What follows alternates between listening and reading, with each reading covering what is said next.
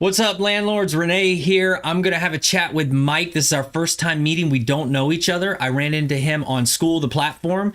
And so, Mike, the way I'm going to kick this thing off is I'm going to try to guess a few things about you that I kind of picked up, try to scope you out online. And you tell me if I'm right or wrong. Are you cool with that? Yeah, let's do it. Okay. I think you are out of San Francisco, California, and you're a leasing agent and of 1,000 units. Is that correct? Or have been of 1,000 units? Um, that's pretty accurate. I've leased more than 1,000 units. Okay. All right. And And then you're what was the other thing I was going to say? Oh, you have a school community and it's called Landlord Profit. that's right. Yeah, Landlord Profit School, trying to teach smaller landlords the tactics to make their properties more profitable that I've learned from the biggest landlords in San Francisco. Okay, yeah, that was the next thing I was going to try to guess at. I would assume that you are targeting small mom and pop landlords because you probably know systems a little bit better because you work with like scale and more numbers, and maybe you can dumb that down or filter it down to help the average mom and pop landlord. That's pretty accurate. That's what I'm trying to do. Okay, cool. So I'm gonna get into my questions here, my survey, and at the end we'll just have a back and forth and talk more freely, and you can ask me anything you want. But can you tell me your age? I'm 42. Okay, and then do you have any rentals of yourself? Not currently. I did when I was younger, and it was kind of a nightmare to be honest. So I stopped doing that. Okay. Um, that's something I do want to get more into in the future. Okay, yeah. And your local market, that would be difficult. I don't know if you can break in there. You might have to look elsewhere. But can you Yep. tell me how long you've been doing this leasing agent thing? It's been about 8.5 years now. Okay. And then how long do you intend to do this? Keep doing the same thing? I've kind of I have sold real estate. I've flipped houses. I do enjoy this job. I mean, in San Francisco, I've met so many interesting people over the years, like in all sectors.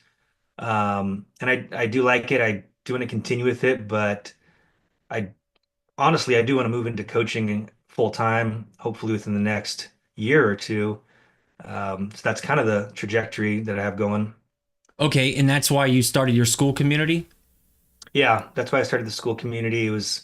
I was kind of sitting on a course for like in my mind for like over 2 years, and finally I was like, I gotta do something. So I hopped on school, and it's been great because there's so many people collaborating, and you can kind of grow along with other people instead of doing it by yourself. How did you find out about school? Um, I'm in the top 1% of Alex Hormozy listener podcasts, so Okay. um, he's been preaching it, and finally I was like, let me check this out. Did you use anybody's affiliate link when you started, or you just started on your own? I just started on my own. I even asked them like, did I sign up with an affiliate link? And they're like, nope, you just went right straight in. Yeah. What I would like to encourage other people, newcomers, because I feel like school is like early YouTube days, is join a community or ask around and say, hey, does anybody have an affiliate link that's willing to sponsor me? Because people that are in my school community, I tell them, hey, if you sign up and create your own school, let me know because I will be your personal free coach just for using my affiliate link, and I'll show you how to do the onboarding and everything and all the stuff I've learned to kind of help you succeed, because I only get to keep kickback from them paying if they sign up as long as they're successful and they keep their school open. Right when they close it, if they give up, then if they fail, that means there's no benefit to me. So obviously the people that have the affiliate links, they should have like a I guess a unified interest for having the people sign up to be able to succeed. Don't just be like, use my code and forget about them. It's not a transactional thing, it's a relationship. So Absolutely. can you tell me, the next question I got here is how did you get into becoming a leasing agent? Most of the time I ask people like, how did you get into real estate investing? But I'm trying to, you know, I guess modify these questions to kind of fit you a little bit better. Yeah, I kind of fell backwards into it. What I was doing before, actually, I ran my own care home for people with like they had mental issues going on. So I had a care home, and it was the most difficult thing I've ever done because you're caring for about 12 people. You got to cook for them, clean for them, make sure they're taking their medications, house them. It's a 24/7 business. Um, and I did it for about 2 years, and I finally had to shut it down. It just wasn't making any money. It wasn't growing. It was really, it was hard to do. So I shut that down. Um, and then my friend, he bought this SRO in a single resident occupancy hotel in Hayward. Um, and that's like where you have a room and shared bathrooms. And so he bought this building, and it was disgusting. There was like prostitutes in there and drug dealers and other people who had warrants out for their arrest. There was hoarders in there. And so I came by, and he's trying to get these people out, trying to pay them off. And I'm like, well, where are they going to go? You're giving them money, but they're gonna be on the street if they don't find anywhere. It's like I actually know some places that would take them because I was in that kind of business. So he hired me on, and I relocated all the people. It was pretty tough because they didn't have a lot of life skills, but once they were out, he's like, you did a pretty good job. Let me introduce you to this director of operations over at a leasing company in San Francisco. I was like, okay. So I went and met with them and got hired on and hit the ground running. Leasing apartments in San Francisco. It was very intimidating at first because, I was little meager and showing apartments that are, one bedrooms for 3,500, 4,000. I was like, who's going to spend money on this? And these people are making big money. And over time, I got better. I invested in myself, did a lot of learning and coaching, and I really have like a pretty good system for leasing apartments to people. And um, it has, like I said, it has been interesting because I meet, on any given day, I can meet up to 10 different people in all different sectors. San Francisco specifically has kind of not been hiring the tech workers like they were before, but I've met people in crypto and all these different um, tech sectors and doing really interesting things coming from, and the other cool part is like people from all over the world, moving to San Francisco or surrounding area. So it's not just meeting San Franciscans, you're meeting people from everywhere and really kind of learning what they want, what they're willing to pay for, and guiding them in the right direction to find the right space. Hmm. I got a question for you. When you first started out, why didn't you go that the route of like outsourcing that venture that you had where you're caring for people? Like, isn't there some kind of like property management equivalent to where they'll run it and for you? Was it not profitable, so that's why you skipped it? The idea was to scale it, and I did hire people. I hired, my brother. I hired a couple other caregivers. But the problems that just arose all the time, it was more of a hands-on type of business. It wasn't just like a set it and forget it. And they don't really have, management companies for that type of thing, although that is a good idea. Huh. Okay. So can you tell me about your education? College. What'd you get? I got a sociology degree from Azusa Pacific University, small private school.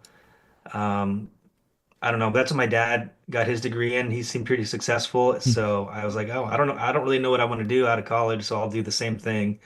And it didn't really, I mean, I love the degree. It taught me a lot, but it didn't help me get jobs right away. Was it a bachelor's you got? Yeah, bachelor's. And Okay. then, yeah, my first job was actually resident manager over in Santa Cruz. So it was a pretty cool spot. Um, and it was nice to have that too, because I had a young child right after college too, or had a baby. So it was a nice place to get settled for a while.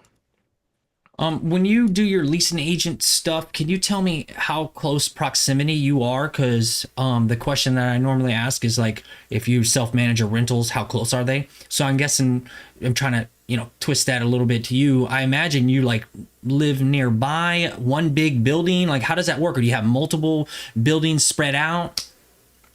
That's a good question. So the company I work for, is a little different. It's not like one big building. I don't go into an office and sit there and let people come in. Like it's not like a high rise. It's these old buildings built in the 1910s, 1920s, 1930s. Because if you look at San Francisco, like the best neighborhoods, that's where the buildings were already built. So all the new stuff is in neighborhoods that are not like quite up and coming. So all those neighborhoods have buildings that are anywhere from, I don't know, four to maybe maybe the biggest building we have is maybe 100 units, and it's actually over 300 buildings scattered across San Francisco and Oakland as well. Hmm. So I'm going to multiple properties to meet people to show them the units, talking to them, oh, you don't like this one? Let's go check out this other property nearby that you might like. So it's really like it's a huge moving machine of organizing my schedule and the people like, oh, I'm gonna go with this property anyway to meet another person. So why don't you come along with me? And then you tag along and check out this other unit. Would you say everything's within a 2 hour radius from you? Yeah, everything's pretty close actually. San Francisco is really not that big of a city. It's only 7 miles by seven. And really the core of it is maybe I would say half of like where all these apartment buildings are. The other half is more residential houses.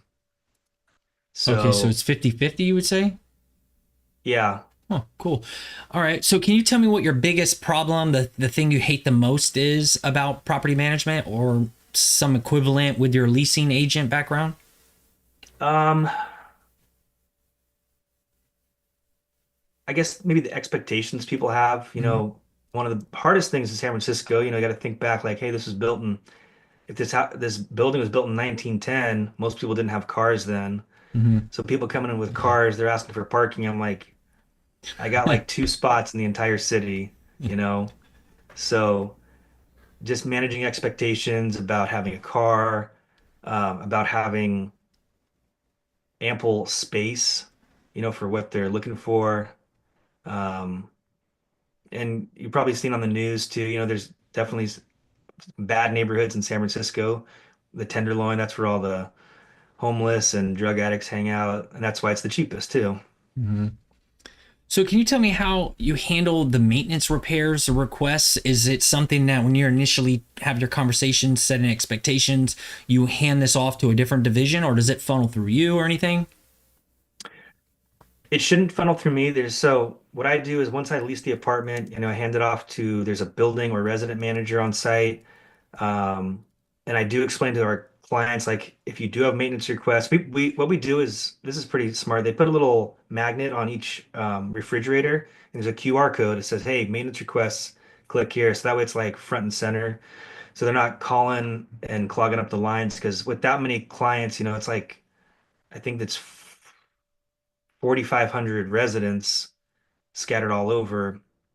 Want to make sure there's a clean process. So clients can go online. They have a portal. They can do that request. They can send an email, and then they can also contact their building manager to put a request in as well.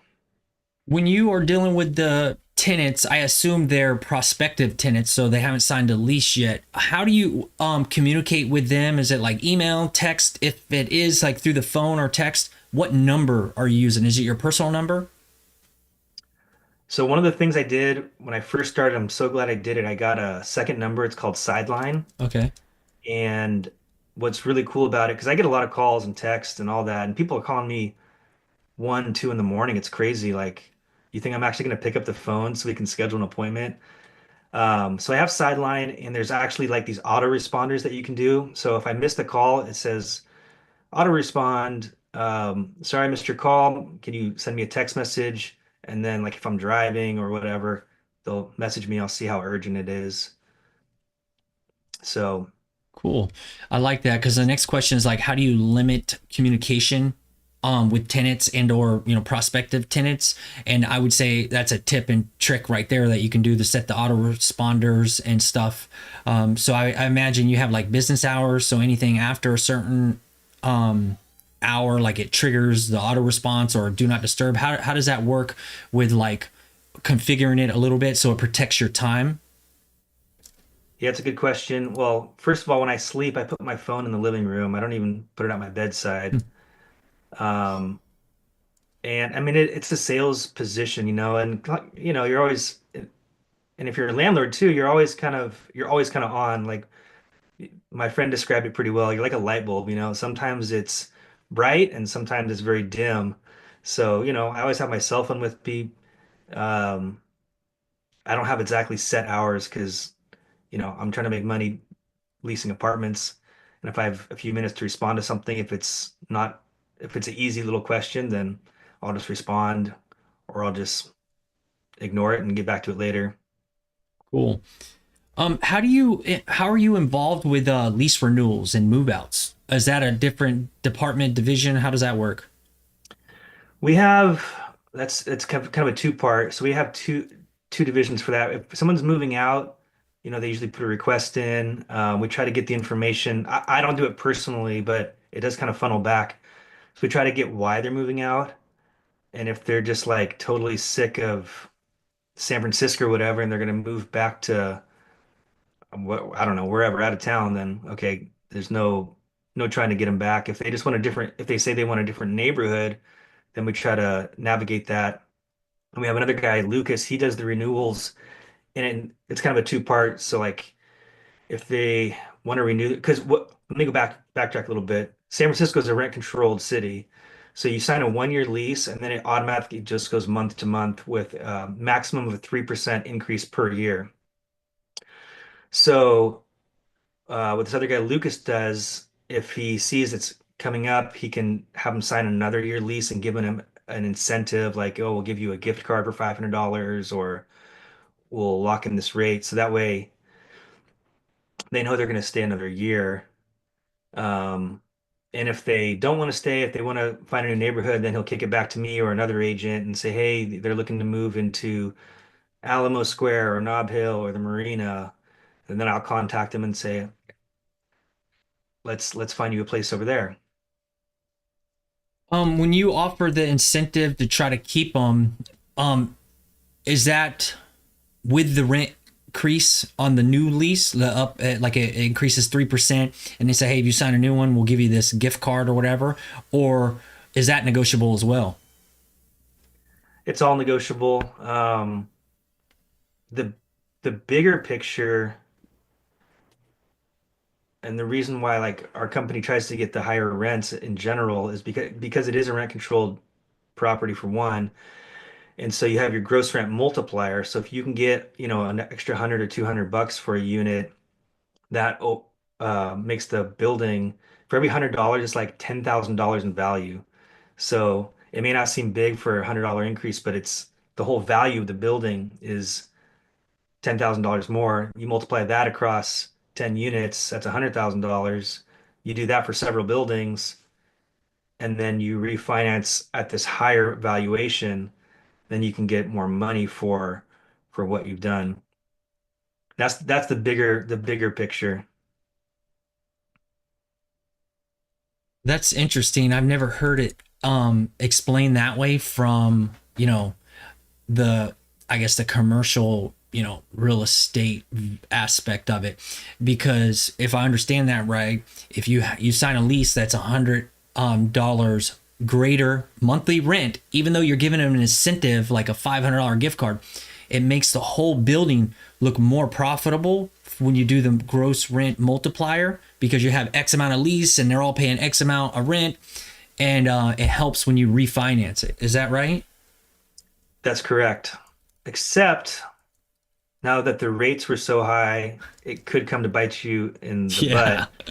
And we did end up losing a big portfolio like a year ago because the rates were so high and the primary it was valued at $1 billion, a portfolio of buildings. Like it's crazy. And the main investor, it didn't make sense to refinance because the rates were so high, it would be like a negative.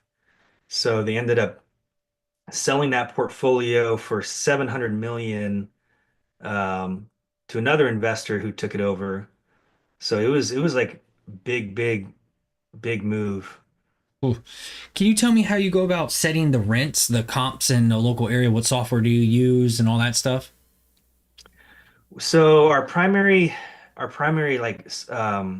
property management software is Yardi, Hmm. which it's pretty popular. They have a monopoly on a lot of uh, tons and tons of companies, and property management uses that.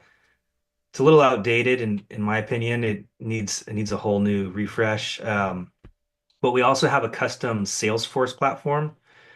And on the Salesforce platform, it's pretty cool because it integrates leasing, maintenance, property management, rent projections as well. And so when it comes to rent projections too, you always look at, okay, someone moved out, they paid $3,000 for this unit. Where's the market at now? Are we going to get 3,000? Are we going to get 2,800? So it's always best to shoot at the higher end because you can always shoot high and like go down instead of, you know, shooting low, and then you get 20 applicants like, oh, I could have probably gotten higher rent for this one. It's something that comes to mind is like when you're trying to get the highest rents all the time, I would almost imagine that turnover is a good thing because like I've had a tenant that stayed with me 10 years and the max I would increase them would be 8% if they signed a 1 year. And then I try to get them, incentivize them to sign a 2 year. So I'd only increase it 3% because I want them to stay in place and not, they're good tenants and not you have to deal with turnover. And it's even though I'm not getting max rents because the rents were, jumping up, I had peace of mind and it was kind of nice that I had good tenants that were with me for so long and I ended up paying off that rental property. In your industry, is it actually encouraged or kind of, you guys kind of like it a little bit if tenants don't stay really long term? Because if you're only being able to increase 3% increments over like a 10-year gap, that's kind of like a significant difference between probably the market rents and what they've been on a lease.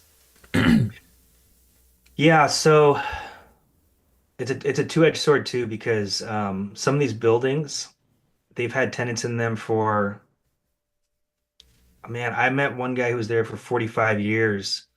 So that was the longest. And there's properties that have that. So in a whole building, if you have 40 units, maybe 20 are long-term tenants, like they can't move basically because they're only paying $2,000.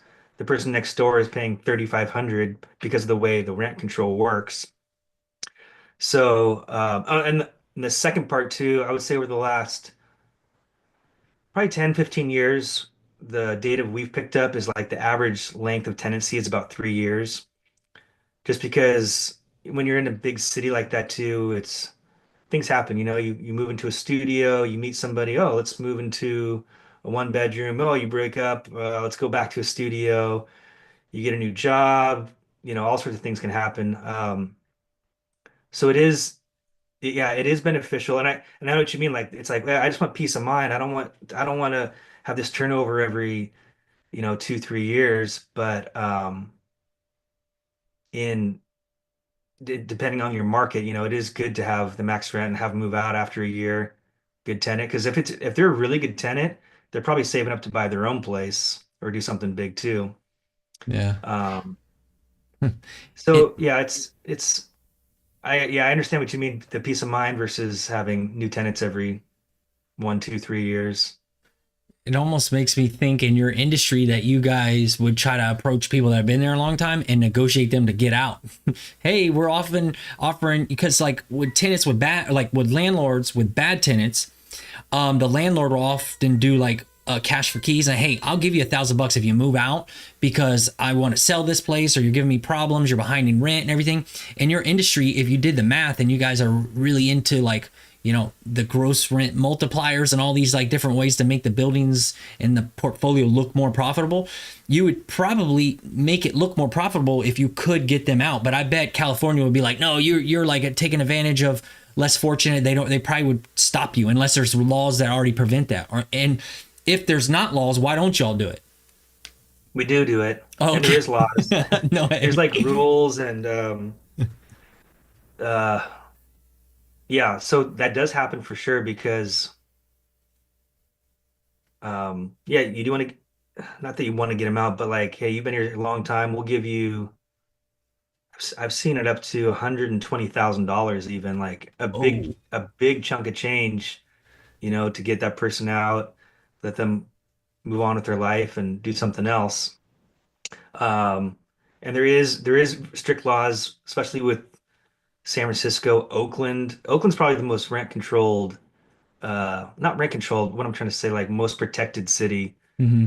probably in the US now. And Mm. just with so many laws and things since the pandemic happened and people were just not paying rent. But yeah, I've kind of been involved with that too, the buyouts, as long as it works for both parties.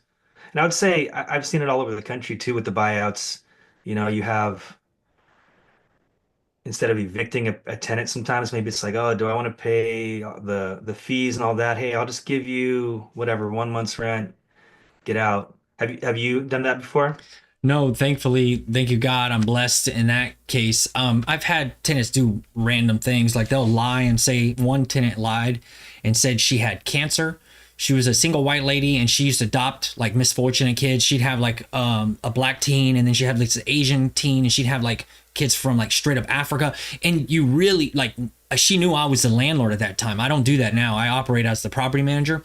And man, my heart goes out to her. I'm like, oh my gosh, I felt so bad for her. I let her break the lease early without the early termination clause and all this stuff. And she left it kind of messy and everything. I get in there and I'm like, oh, I pray for that lady a little bit. I was like, oh, I hope she's okay. And then I go in there, I do work, and I have to get a new tenant and everything. Then I find out with a neighbor, she lied to me. She wanted to get out of the lease early without me penalizing her.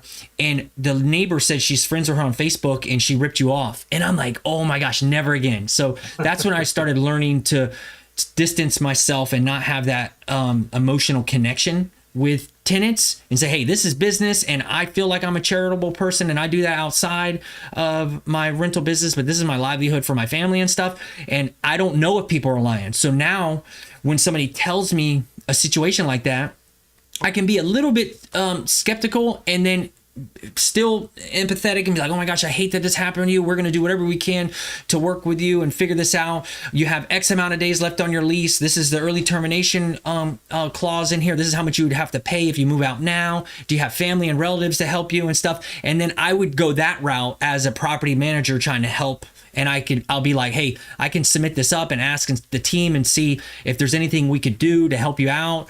Maybe we can show it while you're here, and if there could be a seamless. And then I'm not the sole decision maker, and the team is my wife and kids and stuff. And then maybe people in my landlord school, if I pitch the situation to them, hey, this is what's happening. What do you guys think? So I'm never the sole decision maker. So that's just my style now that I've learned a hard lesson. That's exactly, I agree with you 100%, like how you distance yourself, Yeah. you know, Can you like, I'm almost done with this survey. I want to submit it so I can talk more sure. freely with you. You don't really handle the rehabs or the turnovers, do you? But can you tell me your showing process? Like, let's say you're meeting a tenant at a certain, address at a certain time, and then what happens? Well, let me back you up.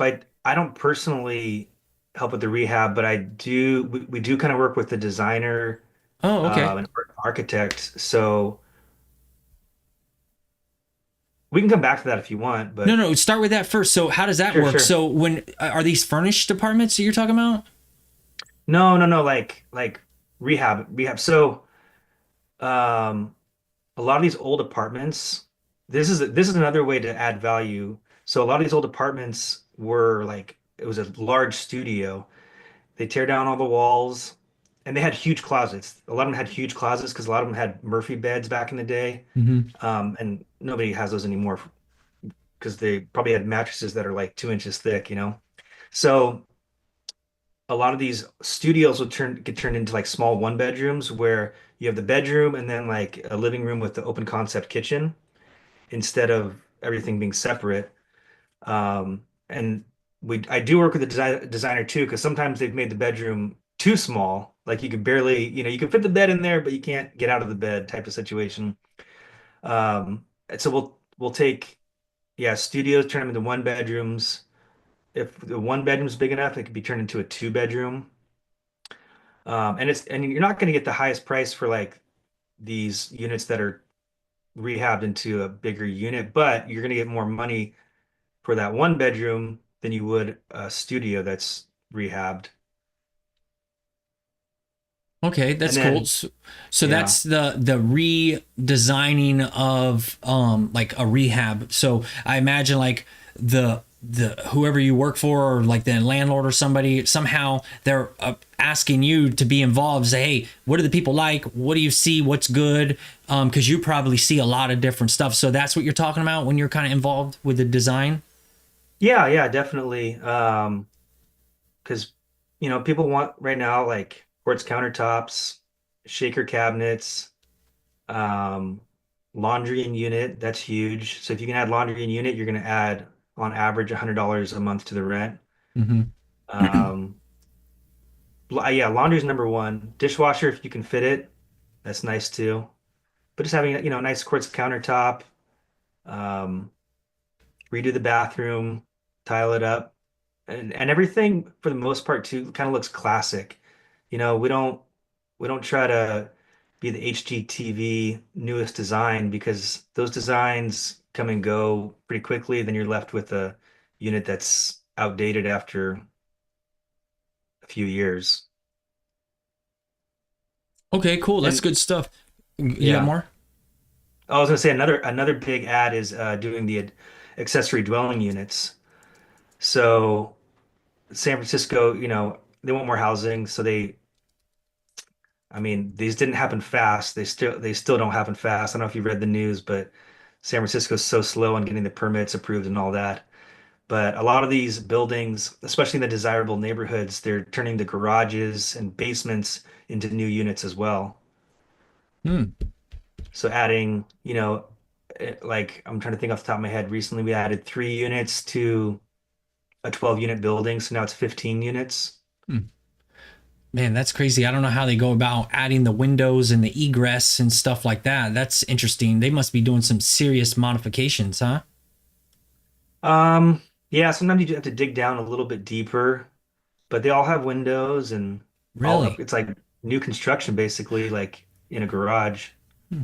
They originally had the windows there, so they didn't have to add a window, and they originally had like stairs from different advantage points to make it like being able to make sense when you divide it up in different units, or did they add those like certain things like stairs and stuff like that?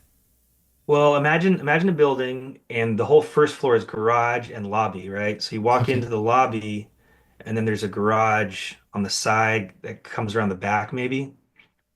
And then the rest of the units are one floor up. So you still keep the lobby, of course, but turn the garage, make some Mm, hallways, okay. and And the add some units hallways there. divides it. Okay. I don't know why I was thinking a building that was there. Maybe it had a basement in the ground and they're like digging in stairs and adding windows per code or whatever. Okay, that makes more sense. Yeah, everybody's thinking about maximizing the value of the square footage they have. Okay. Can you tell me the showing situation? How does that work? I've tried a lot of different things with there's software out there. You got Calendly and you got Hmm. another company called Show Mojo where people can just book online. However, I don't know, I got ghosted too many times and people would cancel at the last minute. So, um, what I really try to do, and it's more of a sales thing, like, if I can talk to the person, like, oh, first of all, my main question is like, when are you looking to move? Because some people will be 2 months out or something, and I'm like, yeah, you're a little early on that. Let's wait a month because this apartment's gonna be gone, or you're not that serious, and Mm-hmm. you know, um, so I just I reach people. We have ads on Zillow. We have like all the websites you can think of: Craigslist, Zillow, Apartment Pads, Zumper. There's like 30 of them. Um, so we have a process through, it's called funnel.io. So we have like an inside sales team who's outsourced to the Philippines. So people will usually message in, they'll click a link saying, I want to see this apartment. Then they try to vet them to make sure they're moving in within like a normal timeline. Um, then they pass it to us agents. There's like 8 of us agents. And then it comes to me, I message them, or they might message me before I even get the chance to do something, or they call me and I talk to them and figure out a time that works for both of us to go see the property. Because again, I don't want to be out late at night. I got kids. I'm Hmm.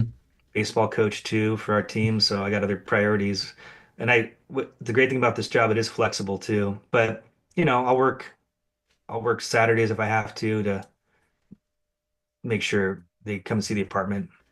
That's cool. That's all good stuff. Because it's awesome. I'm on the other coast. I'm learning and seeing, the same kind of industry through a different lens. That's that synergy. It's cool when people like us come together because we're, I think it's awesome.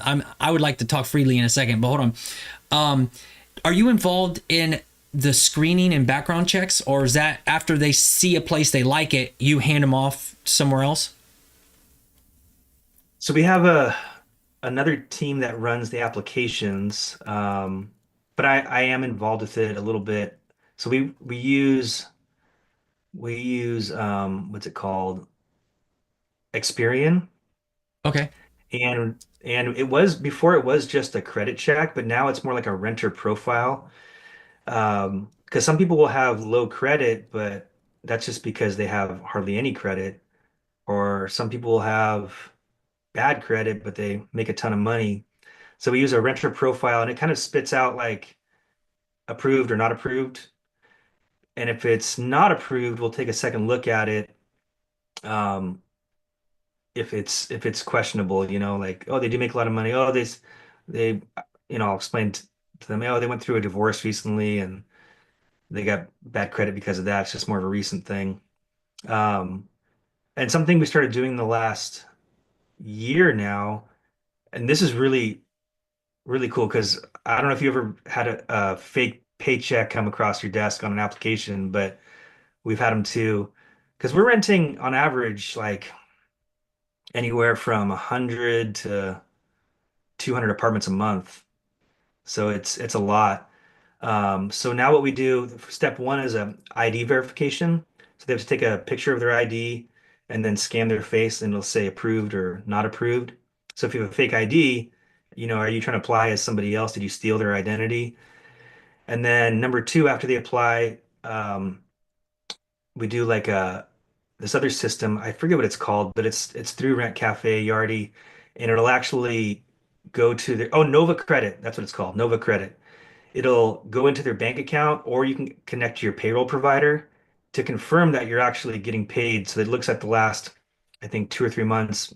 Okay, you actually are getting paid. Because again, I've definitely encountered people trying to defraud, like, oh yeah, this is my paycheck. I'm like, wait a minute, you make the exact same amount the past 3 paychecks? That's a little suspicious. Yeah, yeah, you're onto it. So you guys over there are the tech area capital. So you're at the tip of the spear figuring this stuff out, and as quick as they come up with something new, you kind of counter it and stuff. That's cool. Can you tell me Yeah. how you're involved with the condition report? You know how they move in, they gotta, complete something to say everything's in good working order and take pictures of anything that's, inoperable or scratched or whatever. I'm not involved with that. That's Hmm. like the resident manager or the building manager. But when I am showing the apartment too, if I notice something right away too, like, oh yeah, we'll get that repaired. Make sure to report that on the move-in checklist if they're moving in really quick, like it's not gonna get repaired. But if it's gonna be a month, we can get that repaired ahead of time. And when they do move in as well, making sure that they note everything very thoroughly that they do see and have like a 7-day period to report something they might have missed on the initial walkthrough. Yeah. And then with rents, how do they collect rents? Do you know about if they require everybody to pay through Yardi on a portal, or do they allow cash and pay at like 7-Elevens and many different variations of paying rent? So before the pandemic, this was kind of silly. Every single person would have to get a cashier's check and bring it to the office before Mm. move-in.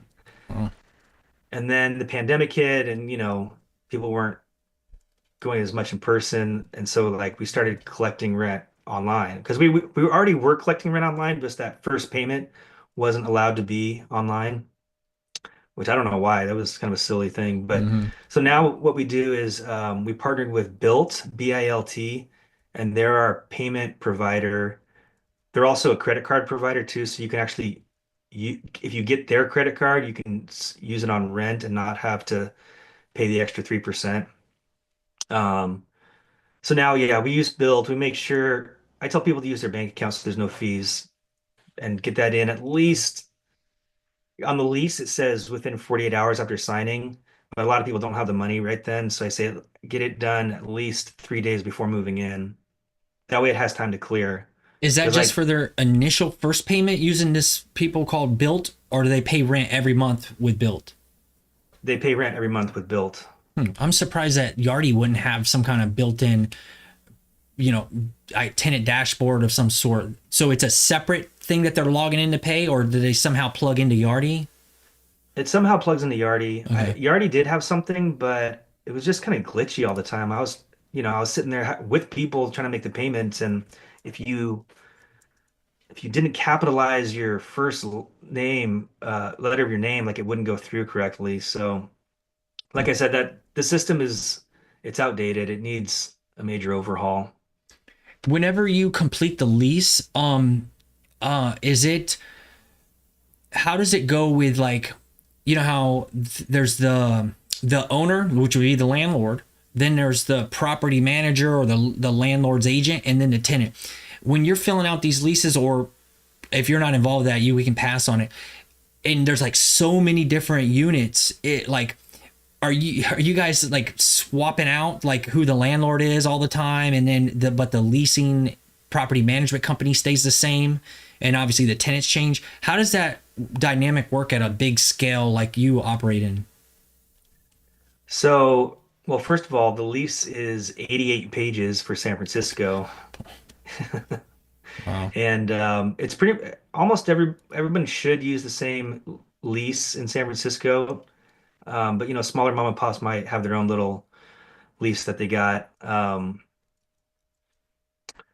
So yeah, it's 88 pages, and then the software kind of auto-populates it because each property is a different LLC.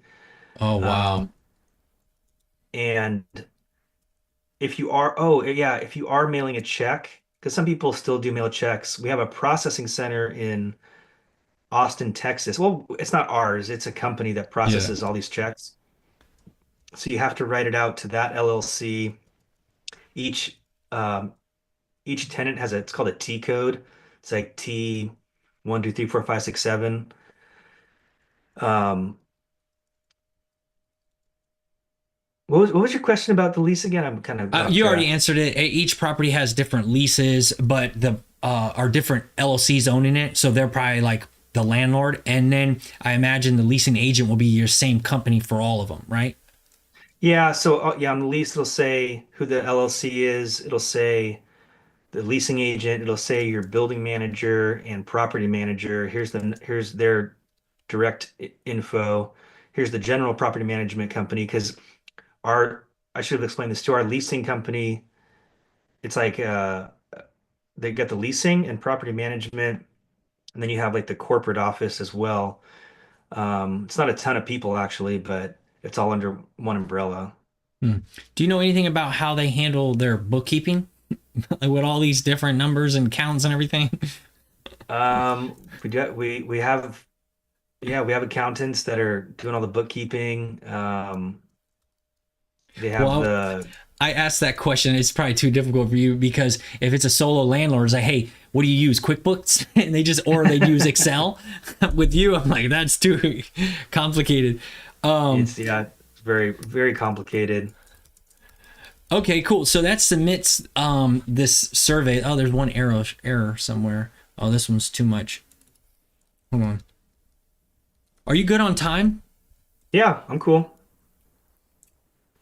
Okay. Let me see if this is gonna work. Oh, give me a second.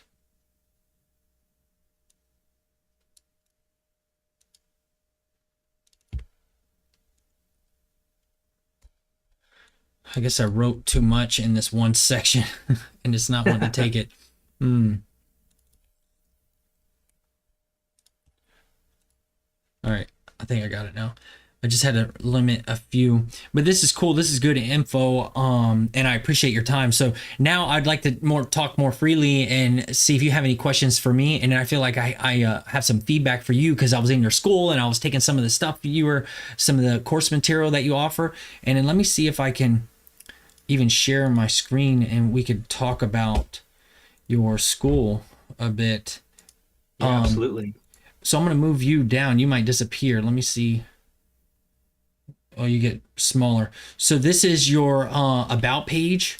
And before I get into that, I want to talk to you about if you got any questions.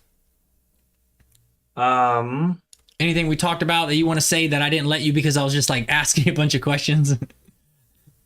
I was gonna mention too, you might get into this when we go into school, but like you doing the tenant walkthrough in the beginning, you were asking about that.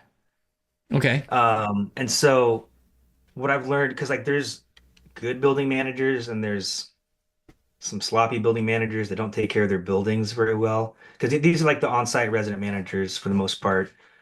Um, and what I've learned from like probably the best resident managers about the the move-in, like because when someone's let me backtrack a little bit. Moving for anybody is like the second most stressful thing in your life, right? So because there's so many things going on right behind the death of a loved one. So moving in general is already stressful. And so when you're trying to show the tenant how everything works on the move-in day, it's going to go in one ear and out the other. So um, in my landlord profit school, the first part I put was move-in mastery, which is put you're going to show the client everything about the house or the apartment, the building before they move in, a separate orientation. Um, and what I've learned too is don't expect people to know how things work because they really don't. You got to treat them more like, they're teenagers. Like, okay, this is how the stove works. This is how the refrigerator works. This is what happens if your toilet overflows. So that's kind of where I started in my move-in mastery because the best resident managers, they'll take the time to do this and like completely reduce how many phone calls and messages you're going to get. Like the whole property management side of it, managing the tenant and the building is going to reduce greatly by doing this move in ahead of time, the move in orientation ahead of time. And you don't do that, do you? Because they move in one day and then maybe their resident manager or whatever does it like after move in, correct? They should do it before they move in.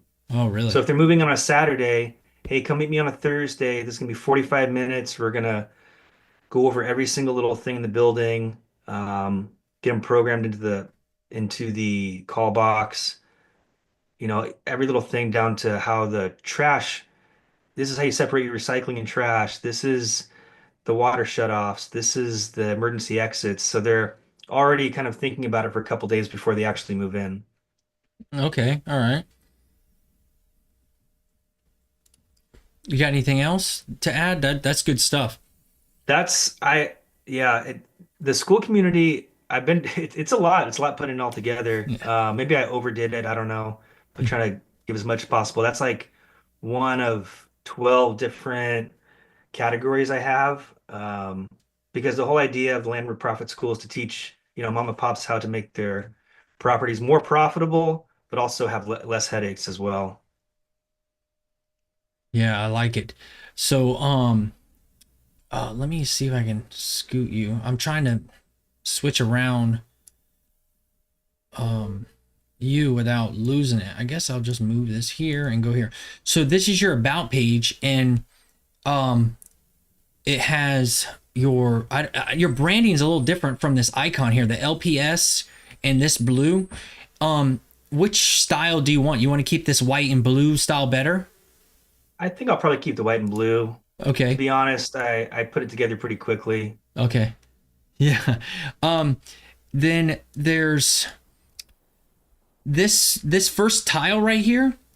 Honestly, I don't know if it's even necessary. This one I like better because I see faces and everything. That's cool. Like this one would be better. First one, ideally, the very first thing that I would recommend is a video, and then social proof is good. This is all good. And is this the same thing?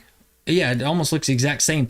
I would definitely work on optimizing the about page as much as you can. I mean, I've been trying it. I've been on school since 2023 and I created 2 accounts, failed miserably, archived them, started over.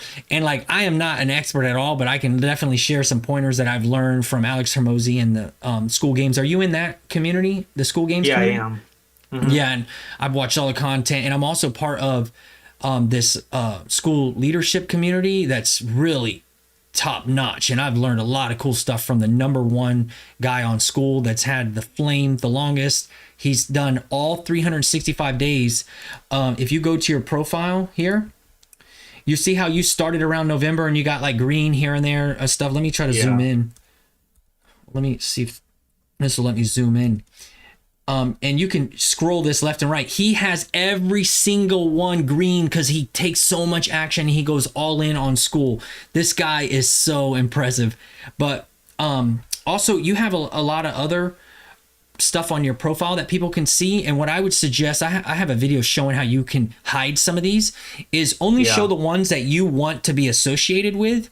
So, flip and launch, I don't know if that is something, landlord related, or this synergizers. Maybe you can just hide those for yourself. Obviously you're still going to be in it, but if somebody's saying, who is this landlord profit guy, I go to his about page, which right here, and then they're like, oh, let me click on who the owner of this community is, and they start looking at your profile. Then they're kind of like judging you. And then you got your Instagram, and you have, I don't know if you can see this, do you see what I'm pointing at with the cursor, this Yeah, Instagram? yeah. I have hidden some of the Oh, communities. good. Yeah. And you're cool with these ones being visible. I think so. I mean, Okay. I'm still figuring this all out too. All right. And then what else? You know about the 13 personalities. Hmm. It shows your location, your online.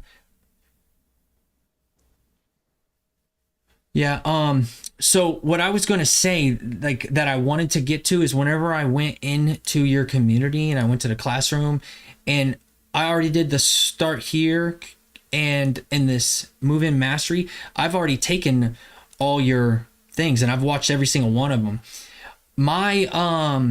My first impression of that, without you having a VSL, a video sales letter, on your about page, whenever I requested to get in access, I'm thinking you're going to deny me. I requested to be in anything related to real estate, and a lot of times people deny me. They probably go to my profile and look at me, and they're trying to make a judgment call, and they don't let me in. So I just like, who is this? What does it seem similar? So I didn't really know what I was getting into. But once I got into your classroom, and then I went in there, I felt like I was in the wrong place, because I instantly, I think the first one I picked on was, I don't know which one I started with, but it made me start thinking like, oh, this is like full blown property management. This, I don't know how, I think I ended up on this one, and Uh-huh.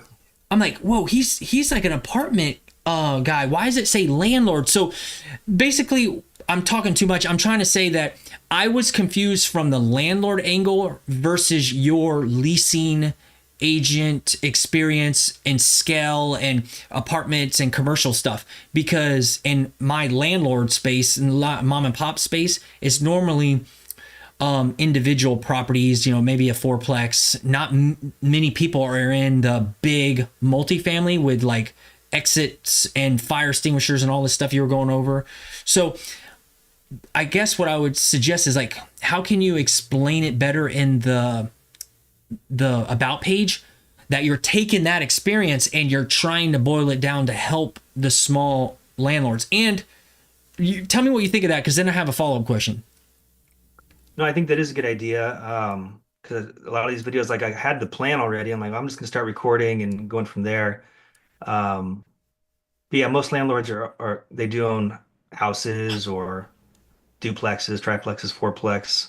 I think that's the majority of the people in America. That's what they own for as their landlord. I'm trying to say being a landlord. Yeah.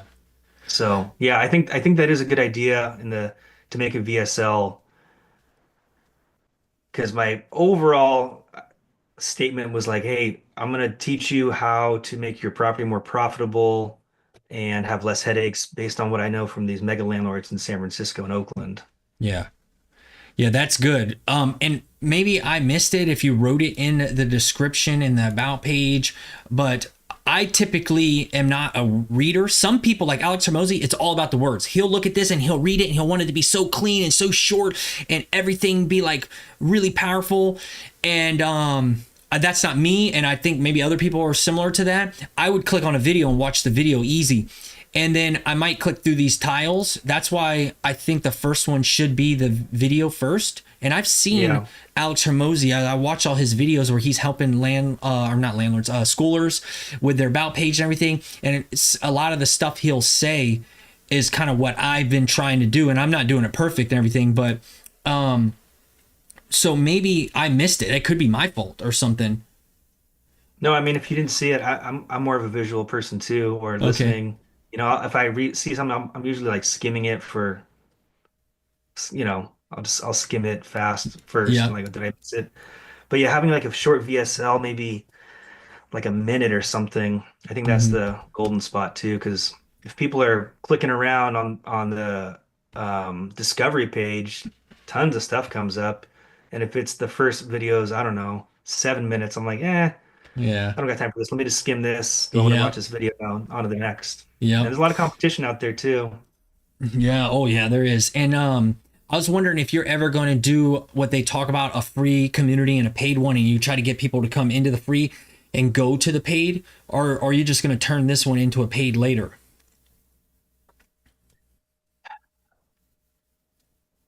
I don't know yet. I've gone back and forth. Originally, I just wanted to make a course. I just wanted to make an online course that you buy and then it's done. So that's kind of where my mind was at the whole time. And like, so that's kind of what I scripted out and noted and like, okay, this is the progression of how the course would go. Hmm. But then I got on school and I see that, for people to get real results, coaching is involved, talking to people like we are now, figuring out things one on one and just instead of just hearing how someone else did it, like, well, mine's different. What are we going to do for mine? Because I'm not like yours over here. So um, I don't know. I don't know how it's going to go. And that other thing too, like the free versus paid. It's like how do you decide what to give people when you're like trying to just be genuine, Yeah, like if you ask me a question and I'm like, oh, I'm only going to give you 25%. If you want the rest, you got to pay me. yeah. Um, I think it is That's kind of weird. Or yeah, unless, I've seen communities where they have the whole thing what they're going to teach, but yeah, it's locked after, first or second module, and then in the paid community, we talk more about XYZ. oh yeah. So from what I've gathered and what I've been learning and stuff, the community is the most important thing, which would be right here, not the classroom, the community tab and the discussions. And you have to lead the community in the proper way. And I think that's where we're failing, and too many people are doing it the kind of pull in ads, get as many people in and convince them to get in. And once they get in, they don't take any action, and it's just the owner posting, and that's really bad. So we're Yeah. trying to get people to connect with us and be human and say, hey, and know them and say, hey, come in. And then you have to take action. This is not regular social media where you're just going to sit back and scroll and I'm the guru and everything. So the way that I am interpreting this in my DIY landlord venture is the free is to get people to just even notice you and pay attention. So everything I'm going to try to do is get them into my free one. And then if they can get in there and I can build some rapport with them, because the hardest thing is getting people to pay attention. I could have all this amazing stuff to help them, and right when I start delivering it, if my video is not good starting out, they'll just check out. If I say the wrong thing, if I don't deliver it fast enough, or as neat and as pretty as enough, they'll just be like, this is a waste of my time, I'm out of here. And when it's free, people don't care. They think it's less valuable. The idea of getting the paid is say, hey, who's serious here? Who's actually going to pay attention and do the work? Now I have over here is the paid stuff, and it's more valuable to people that will use it. And the way that I'm trying to separate this is I have landlord school, which is for newer landlords, and it's more about DIY property management is learning it, but I don't show you the how in there. I don't show you anything, how I got set it up and all that stuff. I'll help people and answer questions and share a little bit what I do. But when they start saying, how do you set up your LLCs? How do you set up your lease? And how do you set up your website and your FAQs and all that stuff? Then I'm like, hey, that's too much here. I got the landlording school. It's $10 a month. You can jump on over there if you want. And then I'll show you step by step, click by click, all the content you can use as short and concise as possible for me, because I edit it up and try to, and knowing that people aren't going to pay attention. And then people be like, whatever, I'll stay here, because they're not serious. They don't even believe in themselves enough to pay $10 a month to have somebody coaching you through the process and have all this material laid out for you. And they're like, yeah, I'm not that serious. I don't care. They would prefer to just go on Reddit, post a question in the landlord subreddit, and get a bunch of random input from alien icon people that you don't even know. You could be talking to tenants or just random people that love to argue and just troll, and you're going back and forth and you're thinking you're having some good communication or conversation, and it's pointless. You wasted your life. And even the advice that you get on Reddit, it might sound good. You're like, wait a second. And you start doing it and you realize, oh my gosh, I just boxed myself into a hole and I did something that sounded good, but now here's a problem that I didn't know, because it's not a real back and forth. Hey, what's your situation? Hey, how long do you want to do this? What type of person are you? Are you hands-on or hands-off? And it's like, what kind of property do you have? Where's the location? I need to know so many more details to be able to help somebody and then try to connect, like how our conversation was. You're very different than me. And I'm trying to figure out, how can we find some common ground and how can this work? And I think it's working so far. What do you think?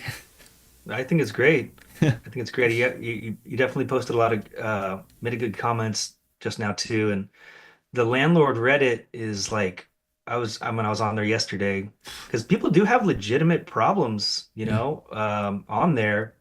But you're right, the people responding, they might have tons of experience. They might have gone through it. Some people maybe not. They're just like, this is what I would do if this would happen, and it hasn't happened to them. So there's a lot of people out there, and I think just being a landlord too, it's a great way to become wealthy in this country, of course. A lot of people have headaches. A lot of people hate being landlords. They sometimes they're accidental landlords. They inherited a house or a property, and now they're the landlord and they don't know what they're doing. And I think you're right. Paying for information and coaching and figuring out like what your real problem is. Clarity really is $10 a month. That's too cheap, man. You need to up your price for your community. I only have a few paying members in there.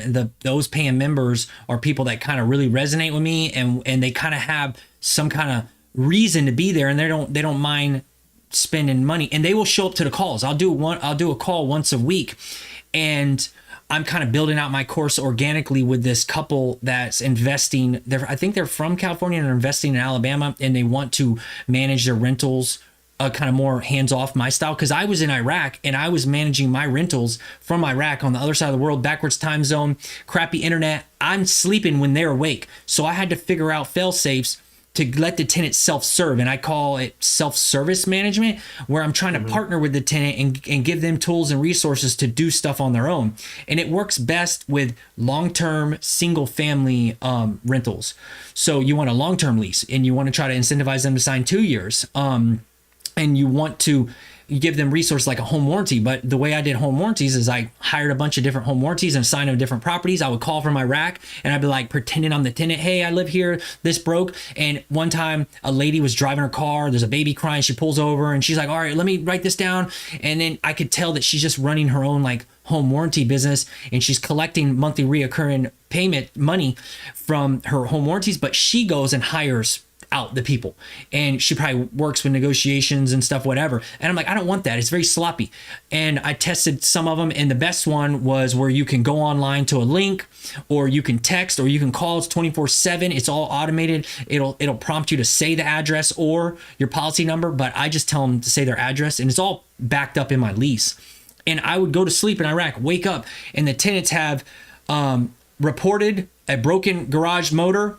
They've already paid the $75 service fee, and they scheduled to have the garage door technician come out in like a week.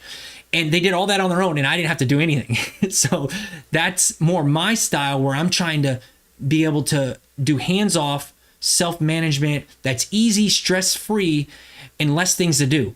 And so anybody that's interested in DIY property management that is all hands-on and say, hey, I want to do everything. I don't trust the tenant. On Reddit, you hear this a lot. They'll be like, oh, I don't trust tenants. They're dirtbags. And they're like hating on their tenants, blaming the tenants for all the problems, saying they can't do nothing. I wouldn't let them touch anything or handle any maintenance in my properties. They're incompetent. And I was like, I think I see who's incompetent already, just by the way they're bashing tenants and blaming tenants and stuff. Yeah, bashing tenants. The way I think I used the psychology from Alex Hormozy too. Like, this is your tenant, but this is your client.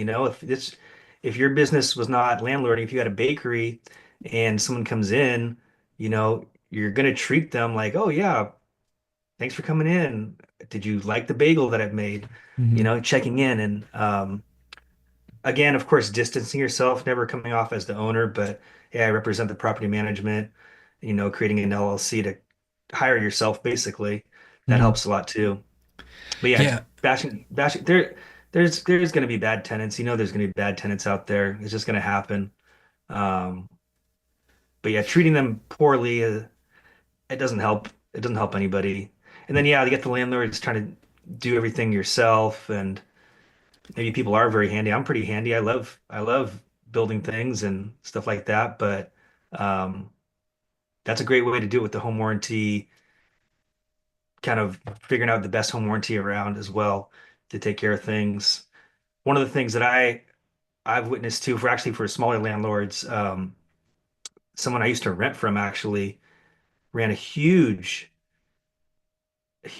rental business. He had like 60 houses here in the East Bay area, and he had one property manager, and he hired a bunch of he just had on call retired retired people, like retired plumber, retired electrician, retired handyman, just like 3 or 4 people to manage all these properties when things came up. And then when it was time to people move out, they would do like hire a paint and clean company. Do you guys have a lot of those over there? We've got quite Paint a few and over here. clean company? Yeah, just Never heard of it. like like instead of hiring a painter to come in and paint the place, it's like small companies they just do the turnover. Like someone moves out, oh yeah, we'll come in, we'll do paint, we'll clean it, boom, out, That's go on to the awesome. next property.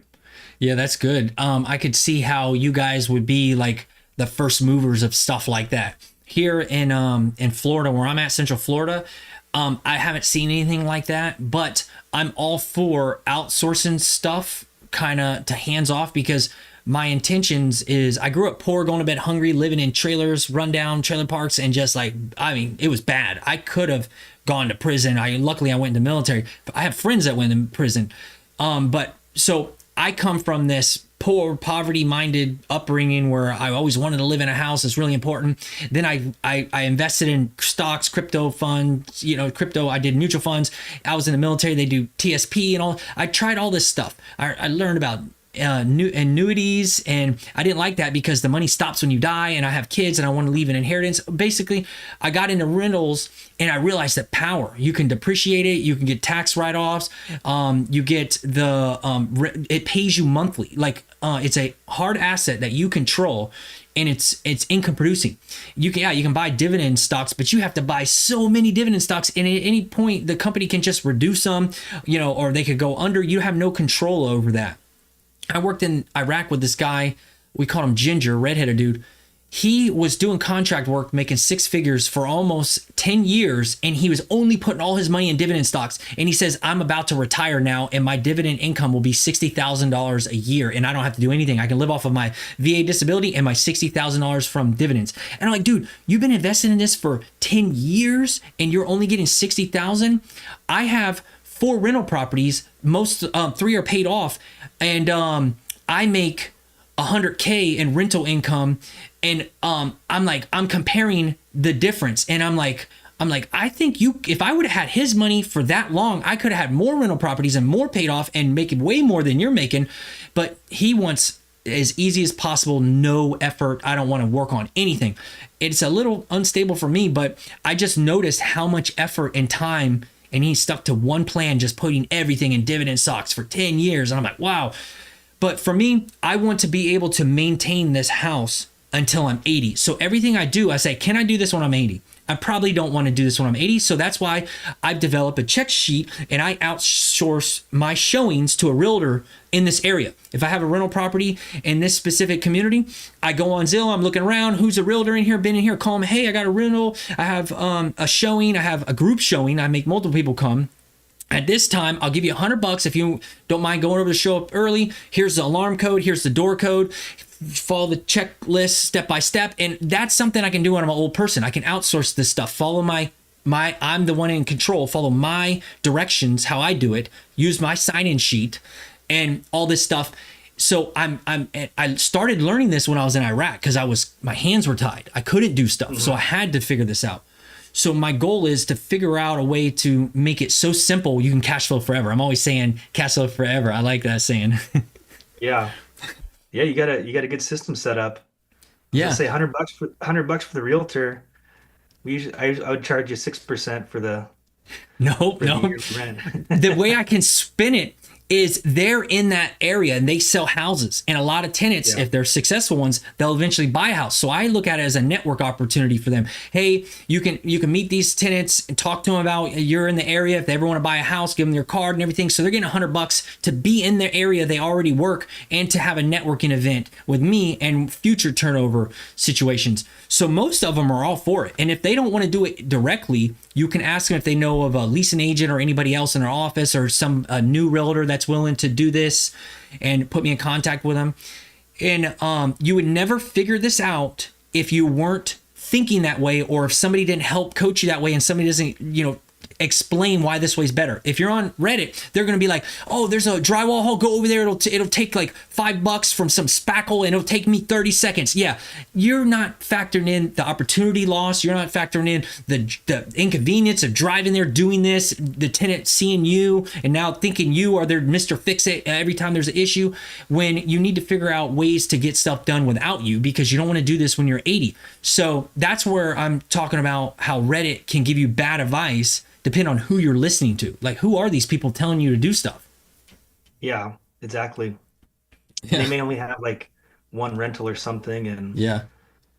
could be retired and just I'll do it myself type of deal. Yeah, it's I've weird. seen so many weird things. What's cool though is every once in a while, if you're willing to invest the time and read the subreddits all the time, you'll get like, oh, that person, that's interesting. Oh, okay. And I would say it's 80% noise or maybe even more than that, and then like 20% like value all sprinkled in, and you have to scroll really down low. The good stuff is normally downvoted because the other tenants that don't like landlords or whatever are downvoting it. I don't know. But so I like the idea of doing a school community because it's more focused and it's more collaborative and community based back and forth, and it's more productive in my opinion. Because when I was in Iraq, I remember guys used to come to my room and say, hey man, tell me about how to invest in real estate. And I told them this and that, and I spent hours explaining everything to them and keep hitting them up. Hey, yo, when are you going to get into this? You going to do it? And they just don't do it. And I think to myself, I just wasted so much time trying to help these people, and they just disregarded everything I said to them. So I stopped being so interested in kind of like just freely telling anybody. I try to want to profile people a little bit, and that's why I like school, because only certain people are going to take action to get into the community, and then Yeah. that's a free one. And then if you can get them to take action, get into paid one, then now this is an important person that you need to be helping as best you can. Exactly. And that's kind of what I want to get to also, having I don't need 1,000 people in there. I need collaborate with, I don't know, 10, 15, 20. I don't know what the number is. We'll see what it's like. Because I've been in paid groups as well. And when you're in the paid group, like, people are serious. Like they either have great experience in whatever they're doing. Um, they're willing to teach you, like, oh, you're in here, you paid too, you're at my equal level now. Let's be serious and not just wishy-washy. Um, and again, it's not. There's a lot of noise on the internet, especially Reddit and Yeah. um, I don't know, even the Facebook groups too. There's a lot of Facebook groups of landlords complaining about all sorts of things that are like so silly sometimes. They get mad that someone left, I don't know. They say like, "Oh, what would you do? This person left the trash can it t tipped over in their yard." And then you get a million comments and I'm like, "It's not even a big deal, That's Yeah. not gonna don't waste your brain power on this little thing." Yeah, I'm curious. I just thought of an idea. But you're right, exactly what you're saying. With your background and your specific niche, and your experience, and everything, have you considered also trying to create another school community and maybe make this one be paid and target property management companies or leasing companies and say, hey, I've been a leasing agent for, 8 years, 9 years, and I have a whole entire course, and I can, we can go into collaboration if you're willing to recommend me to somebody else, or you put in, three of your staff, and I'll give you a discount or something, because I feel like they will have more money and be able to, spend easily, and it might be easier for you to do like a B2B transaction because you're a business and you're approaching other businesses, and it's a business expense for them, and they're getting training for their staff, because you even said yourself some resident managers are no good. You can probably help understand what's the good ones are like, and then take that information, put it in your school, and to help teach the bad ones how to get better or get good, and then even the good ones to get better. Does that make sense? Yeah, yeah. I was actually gonna show what I've made so far to my boss and say, hey, because would this be helpful for resident managers? Just this one portion on how to move the client in. One of the other things one of the other portions I'm gonna do too is like how to be a leasing agent because it is a sales type of thing. Because Yeah. I don't know if you get this quite often, but you get people asking like, oh, can you lower the rent? Well, when Like, upon renewal, and that's the only time I ever get issues about like the price. But there are some times when it's a showing, and they'll people will ask if they're willing to negotiate or something like that, and they want it. mhm. They'll ask, is this a what do they call it? They're looking for mom and pop landlords, and instead of saying, hey, is this a mom and pop landlord that owns this place, or instead of saying, is this a corporate landlord, they ask something that makes me start thinking that they're looking for a do-it-yourself or a small mom and pop landlord that they could take advantage of. They're almost kind of prodding like, who owns this place? And is there any way I could talk to the owner, and see if they'll lower the rent or anything if I sign a lease or something? Yeah. Those are the only situations I've ever ran into.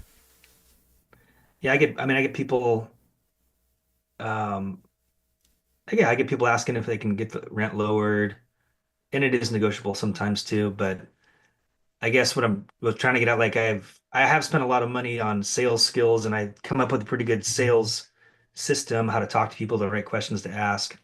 So that way you can find out more about the tenant, but also get good tenants and get them to rent the place. Um, Showing them that like this is the best option out there, at least in my mind, or hey, you know what, actually this isn't great. Maybe there's something else. Yeah. So that's gonna be a whole part of the one of the courses in there too. But going back to your question, yeah, I have thought about that too, because I think as I'm kind of building this out too, it would be good for property management to know some of these things as well. Um, because I've met Yeah. I've met a lot of property managers. I don't know if you've met that many out there, but if you're in property management for a long time, I don't know, people get kind of cranky and like Mhm. because if you're property management, like really you're only getting a call when there's a problem, No one's calling up say, "Hey, I love this place." They're only Mhm. calling because of something's not working. They got a complaint about whatever noise or it can go on and on and on. Like, oh, I got rodents in here. So it is tough to be, I think, a property manager all the time, getting ahead of that before problems do arise teaching your tenants how to be more mindful, more showing them how things work, letting them know ahead of time about construction that's going on, anything you can just to get them in the right headspace is Yeah, helpful. I feel like you're gonna have a challenge to find your a clear minimum viable product, because I just wonder if it might be overwhelmed to anybody, and it might be better to try to figure out a way to separate what you're doing, helping the leasing agents and the property managers, the more like corporate stuff that you know. And then Hmm. another section will be like, how do you dumb this down and synthesize it like that community that you're in? Is that Andrew Kirby's? Yeah, that's Andrew Okay. Kirby's. Yeah. They got 15,000 people in there. Yeah, that's crazy. Pretty good. Yeah. How do you synthesize, take what you learn in that community down into to help landlords? Yeah. Because if you try, in my opinion, I could be wrong here. I feel like if you try to do both together, it's going to be overwhelmed for small landlords, and maybe the corporate people will be like, oh, this is not for me because it says landlord profit, and maybe they'll be like, oh, we're property managers or we're leasing agents. So the naming kind of might be able to change, because I think you could change this. Let me go to your about. Okay, so you've I already changed changed it. the URL, I changed landlord. it once. I know if I change it, I have to email in. It's not impossible, But but what you could do is you can change this title right here to your community. That is, you can change this. You won't be able to change this URL. It'll always stay that way unless you create a new community. But maybe you want to play around with that, because I know one, oh gosh, I'm sorry. I'm trying to do too much here.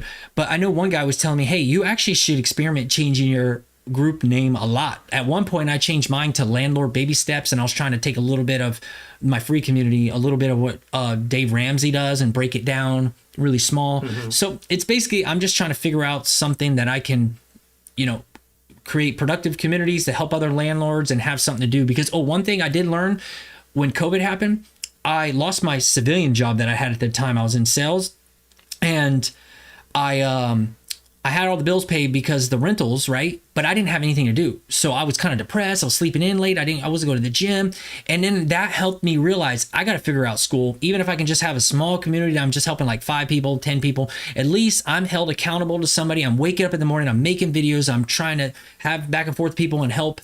And I have something I can do when I'm an old man, because I need something productive to do that keeps me, held accountable. Because how many times did you hear people worked at a factory for 30 years, retire, and they die right after? And I think it's because Yeah. that laziness, I don't know if it's entropy or, there's some kind of like scientific, a movement, an object in movement stays in movement. But if it stops, Yeah.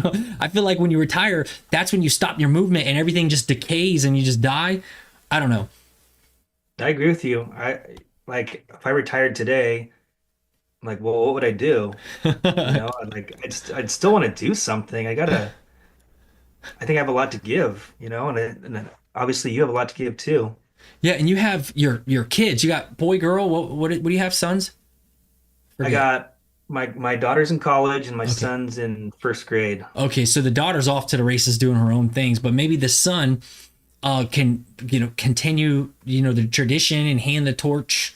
And who knows, maybe this could be like a part of your inheritance that you leave behind to him, and he gets in the industry. Because I have 3 kids, and I'm hoping one of them will be interested in continuing the rental income, and I would like to have everything paid off in a trust, and one kid kind of has to be in charge of tending to it, and then you deviate out the cash flow after you set aside for capex and handle maintenance on it, and then you divide it to the kids, and you say, hey, you and encourage the kids in the family, and when I'm gone, I want you to try to buy another property, even if it's very difficult where everything's expensive like inflation.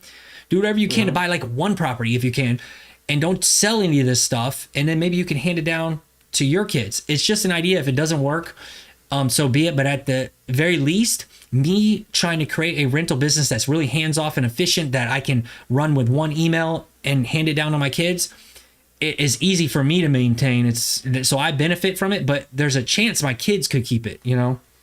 Yeah, absolutely. I don't know, but how Um, long we been on here? it's 11:45. I don't know. I forget. Hour and a Um, half. okay, so you good on time? Do you want to say anything else, or we can wrap it up? Well, I was just gonna ask, you're talking about dumbing it down, like, and you saw my move in mastery. There's like, I don't know how many videos I made, like 20 or so. And after I did it all, I'm like, could this all have been one video? Could have just gone and made it just one? And I was like, possibly, to kind of get the point across to make it more simplified. So maybe we'll see what happens. Maybe I'll with the other videos that I'm gonna record, dumb it down, like you said, make it very synthesized, precise, like do these 5 steps in order to make an extra $100 on your rental per month. Yeah, I think you'll get better with practice. And I actually personally like that you broke it down in little videos because then if somebody's, like sniping out what they want to watch, they're like, oh, I'll read that title and just want to watch this one, check it off. I can come back later and watch the rest if I want to. But if you make one really long one, and no matter what you name it, it's not going to be all inclusive and it might be discouraging and nobody will even want to watch it, especially if they see that it's like 30 minutes long. They may not even want Yeah. to click on it. But the fact that you broke it down to short bite-sized videos, I think that's helpful. But yeah, it's going to have to be iterated, I think it's called, like, just like experiment, keep trying again and do it better and better. Do you upload anything onto YouTube? Do you have a YouTube channel? I just started one, so I made 1 or 2 videos so far.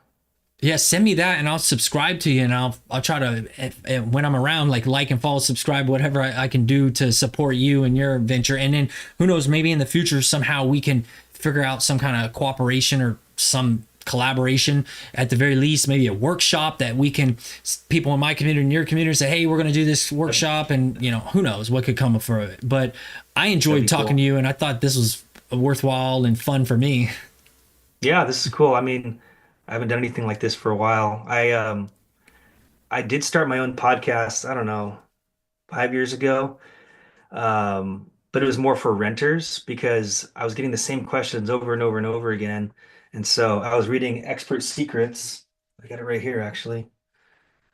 Why is this? Gosh, anyway, Russell Brunson, Oh, Expert yeah, Secrets. the ClickFunnels guy. Yeah. I think I have that somewhere. Um, yeah, it's a Yeah, good book. yeah, I got that. And so he Um, had this, yeah. So I just made the small episodes like people like asking, oh, can I smoke in the apartment? So I did a small podcast on that, like 5 minutes long. Like, the answer is no, but this is why. Made a little story.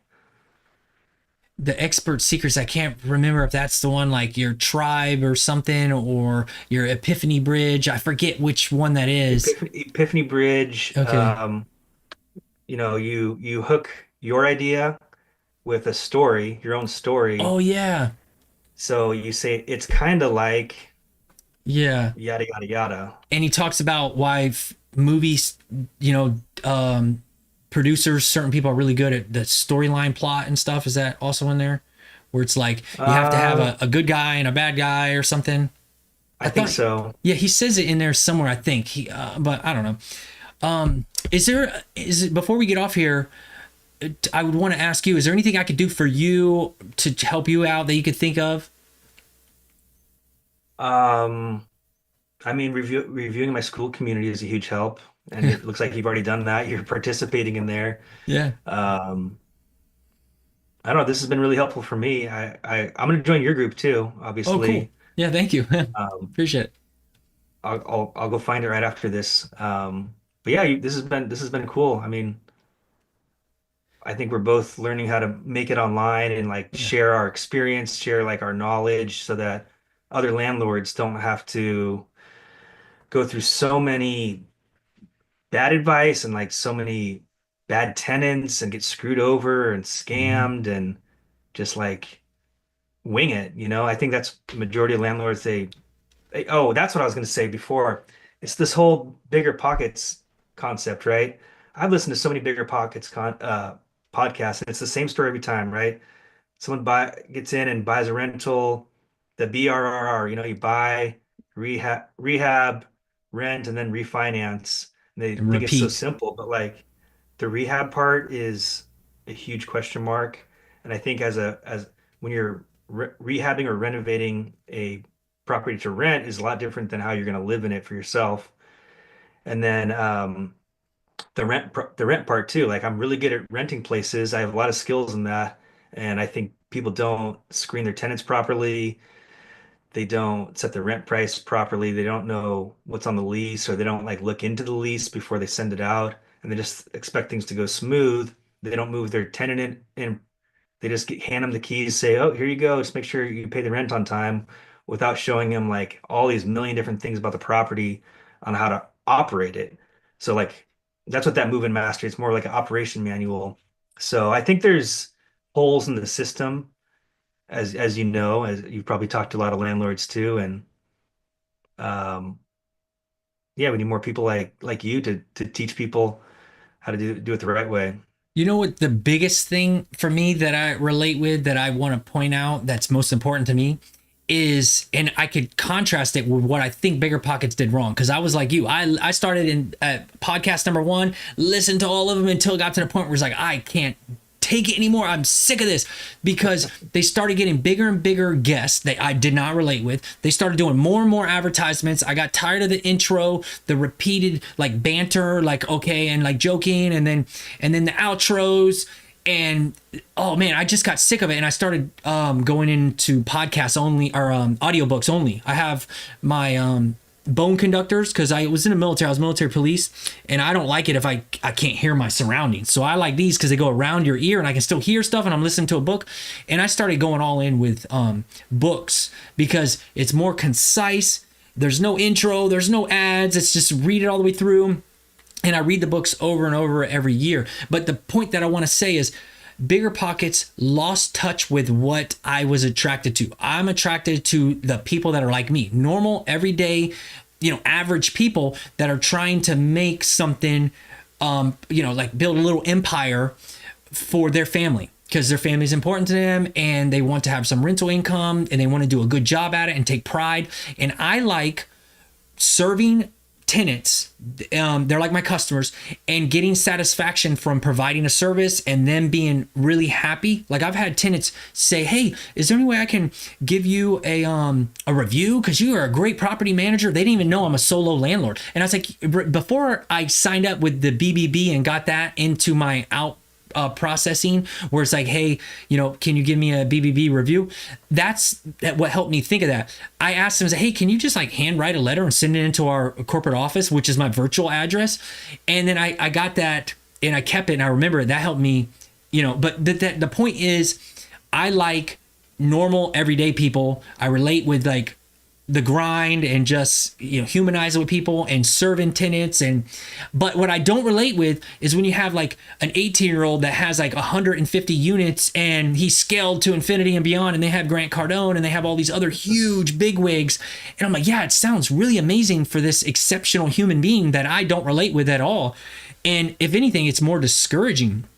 I relate with like the underdog. I don't know why I feel like, so with these school communities and people and the little bit that I do, I'm just trying to like find enjoyment and like deal with real people and real genuine situations and not fakeness. Because sometimes when they talk about all this flashy big stuff, some of it could be like a little bit misguided, or I don't feel like it's genuine, and with nowadays with AI and everything, you can't even tell if videos are real nowadays, and like pictures and the way that people write is all perfect with no flaws. I'm a flawed person. I don't speak good. I struggle with reading. That's why I listen. And I like the flaws. So, but everybody's trying to hide all that stuff. But I'm like, no, you guys, you perfect people can go over there, and I want to deal with the real people. Yeah, yeah, you're still getting out of the trailer park. Yeah. I used to, the first place I bought was a trailer in San Jose. No That's all I could way. afford. They have trailers out there. Yeah, Yeah. yeah, It's quite a probably a few. $1 million one. No. Well, now, I mean, yeah, that's all I could afford, but it was a roof for a while. Yeah. I think maybe in time when we become more isolated and more AI and all stuff, the more human interactions will be important to other people too. But until then, I'm just trying to do my own thing. But we'll stay in contact with DM on school, and I followed you on X. That's the one I like. But you said you're not active on that one. Not really. I mean, Yeah. there's only so much social media I can have time for, but maybe I'll try to make more time for that too. Okay, but yes, if you ever message me on Facebook, I followed you on Facebook and IG. I'll never probably see that. Maybe a month will go by, but school, I'm on that all the time, or X. Yeah, school I'm on every day, so Okay, cool. All right, Mike, it was fun. I guess I'm going to end this, live stream, and that's it for today. See ya. all right, man. That's been a pleasure. Thank you. Take care.